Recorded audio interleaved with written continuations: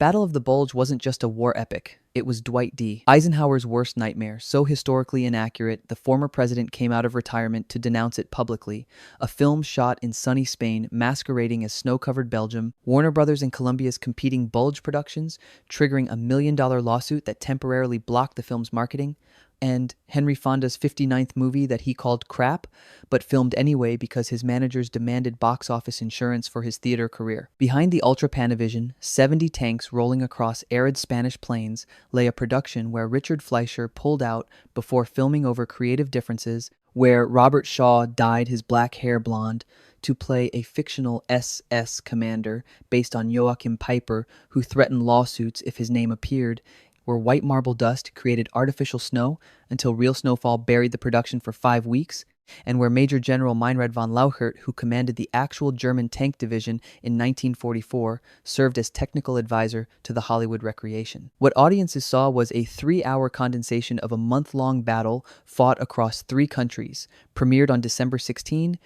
1965, exactly 21 years after the real battle began, to immediate critical savaging and historical fury. Today, we're advancing through the Ardennes to reveal 15 facts about Battle of the Bulge and stick around for a bonus fact about Eisenhower's press conference denouncing the film. Number 15. Warner versus Columbia legal war. Hollywood faced its worst nightmare in 1964 to 65. 2 major studios, Columbia Pictures and Warner Brothers, were simultaneously producing films about the Battle of the Bulge, triggering a legal battle that temporarily shut down Warner's production. Columbia's film, titled The 16th of December, The Battle of the Bulge, had Pentagon cooperation, access to unpublished battle histories, and Eisenhower's personal assistance. Producer Tony Lazzarino sued Warner Brothers for $1 million in January 1965, claiming another film, less accurate, would be confused with his picture. The lawsuit hit Warner's production with a temporary restraining order just as filming began. While failing to shut down the production entirely, it imposed a marketing blockade. Warner was prevented from publicizing the picture, a potentially devastating blow given how dependent big-budget roadshows were on advance bookings generated through advance publicity. Columbia's proposed film would have been shot at Fort Drum in Upper New York State, offering authentic winter weather conditions and cooperation from battle veterans, including Germany's General Hasso von Manteuffel and U.S. General Robert W. Hasbrouck. As late as December 1965, the month Warner's film was released, Columbia still planned to make their version. They never did. Warner's completed film preempted the market, making Columbia's more historically accurate production commercially unviable. Number 14. Fonda's reluctant box office insurance. Henry Fonda despised Battle of the Bulge but filmed it anyway on his manager's insistence. Fonda recalled his reaction to scripts in the mid-1960s. When he read them and called them terrible, his managers would explain that he needed to be in a box office picture to fund his theater career. Battle of the Bulge was Fonda's 59th picture, made purely for financial reasons rather than artistic satisfaction. The actor, who preferred stage work to Hollywood, needed commercial film success to fund his theater career. His managers recognized that starring in a big-budget war epic provided box office insurance, even if the script was mediocre. The film was shot in Segovia, Spain, allowing Fonda and his wife Shirley to enjoy a Spanish vacation despite the production's troubles. Fonda's assessment proved correct. The film earned respectful but not spectacular returns, failing to achieve the blockbuster status Warner Brothers hoped for. By 1965, Fonda's box office star had dimmed considerably from his glory days. Number 13. Fleischer's pre-production withdrawal. Richard Fleischer was the original choice to direct Battle of the Bulge, but pulled out just before filming began, citing creative differences with producers Philip Jordan and Milton Sperling. Fleischer, who had directed successful war films and epics, found himself at odds with the producer's vision for the project. Just before filming was about to start, Fleischer withdrew over differences of opinion with the producers. Jordan immediately turned to British director Ken Anakin, who had helmed the British sequences in The Longest Day and recently directed Those Magnificent Men in Their Flying Machines. Anakin's immediate response was delight, commenting that he had a lot of toys to play with. He found inspiration from an unusual source, the Daleks, from BBC Television's Doctor Who, describing them as an apparently irrevocable onslaught of metal monsters. He decided to use Cinerama to shoot tanks as looming monsters against the horizon, creating a 3D-like effect. Fleischer's withdrawal demonstrated how creative conflicts between directors and producers could derail major productions at the last minute, forcing studios to scramble for replacement talent. Number 12. Shaw's blonde hair transformation.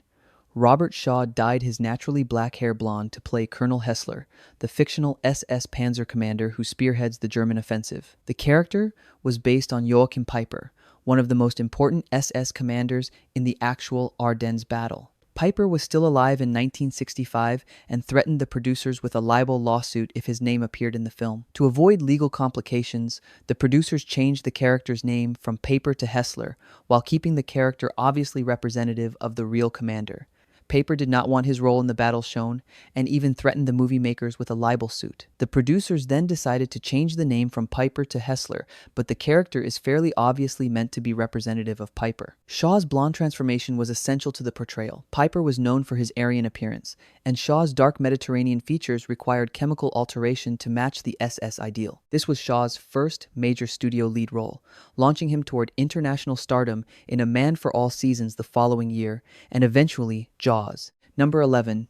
Von Lauchert's technical expertise. Major General Meinrad von Lauchert served as technical advisor on Battle of the Bulge, the same officer who, as a colonel, commanded the German 2nd Panzer Division that spearheaded the actual Battle of the Bulge in December 1944. Von Lauchert survived the war and was living in retirement in a small German town when Warner Brothers recruited him. A 1965 documentary short featured von Lauchert explaining his advisory role, with Henry Fonda introducing him as the real commander of the 2nd Panzer Division that spearheaded the German breakout in the Battle of the Bulge. Having the actual German commander advising on tactics, formations, and military procedures gave the production unique authenticity, even as the script took massive liberties with historical facts. Von Lauchert's participation demonstrated how former enemies could collaborate on cultural projects 2 decades after the war, though his involvement also sparked controversy among some American veterans who questioned whether former Wehrmacht officers should profit from Hollywood recreations of battles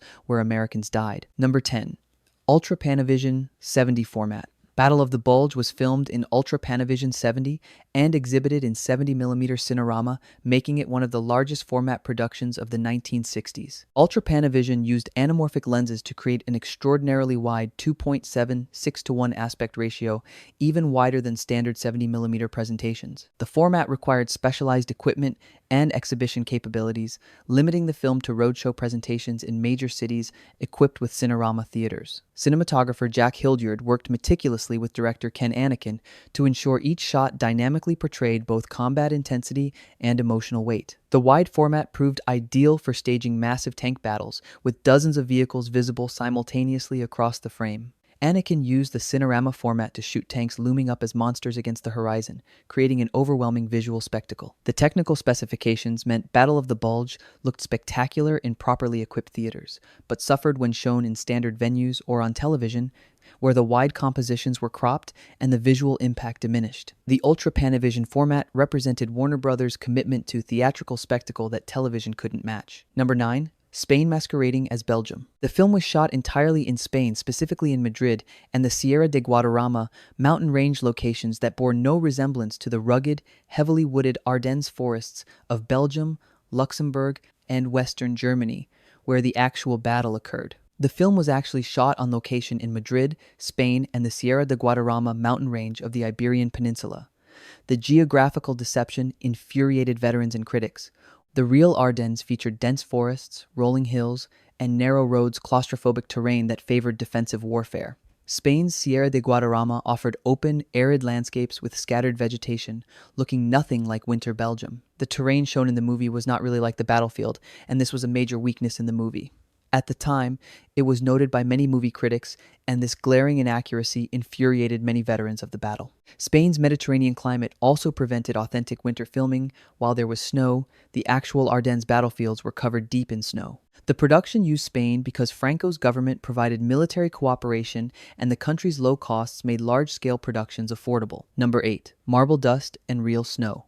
To simulate winter conditions in Spain's temperate climate, the production initially used artificial snow made from white marble dust and shredded foam rubber. The filmmakers employed innovative techniques to simulate snow-covered landscapes using artificial snow made from shredded foam rubber, an impressive feat for its time. The artificial snow created convincing visual effects for wide shots, but looked unconvincing in close-ups. Then, unexpectedly, real snow fell on the Spanish locations and continued for 5 weeks, transforming the production. The crew scrambled to capture authentic winter footage during this rare Spanish snowfall, but the weather created new problems. The Mediterranean snow was wetter and heavier than Ardennes snow and melted quickly under Spain's stronger sun. The combination of artificial marble dust and real snow created continuity problems, with some sequences showing obviously fake snow adjacent to others featuring genuine precipitation. The weather challenges demonstrated the impossibility of authentically recreating Belgian winter conditions in Spain, regardless of budget or technical ingenuity. Number 7.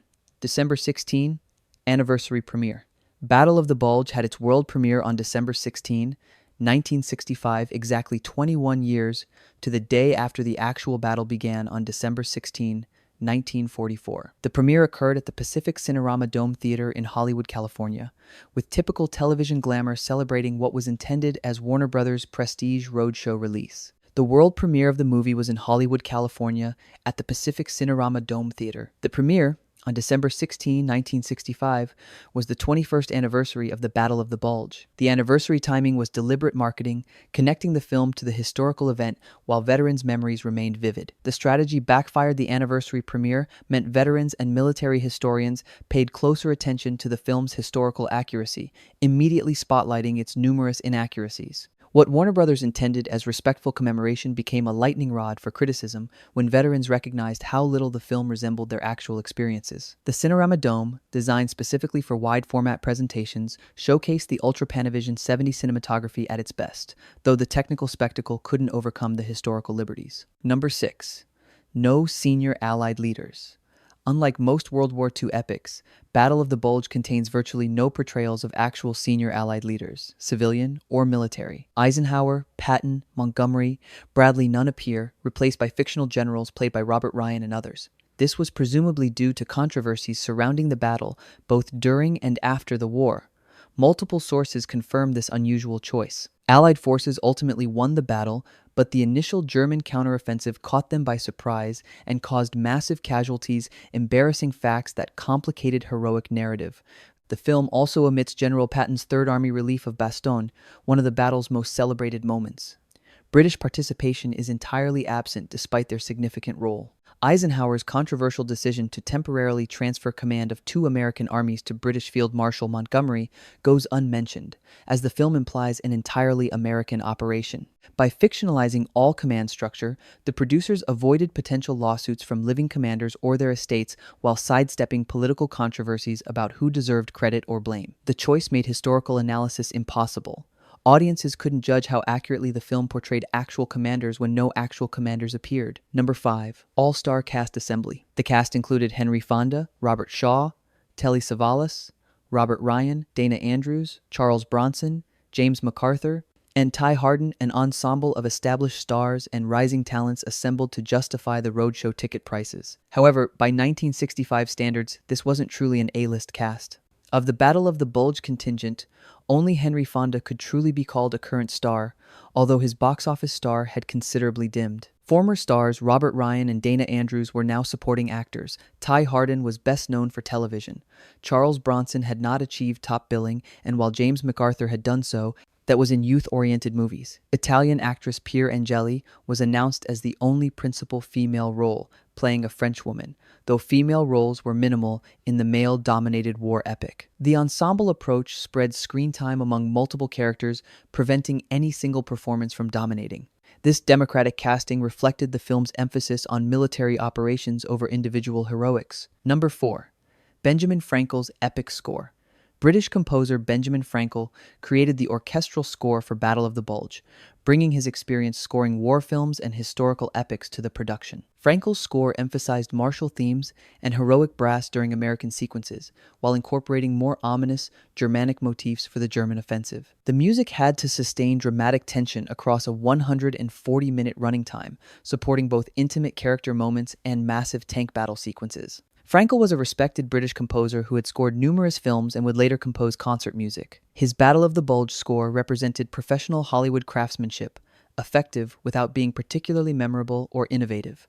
The music served the film's needs without achieving the iconic status of other epic war film scores. Frankel's work demonstrated how even prestigious roadshow productions sometimes settled for competent rather than inspired musical accompaniment. Number 3. Jack Hildyard's cinematography.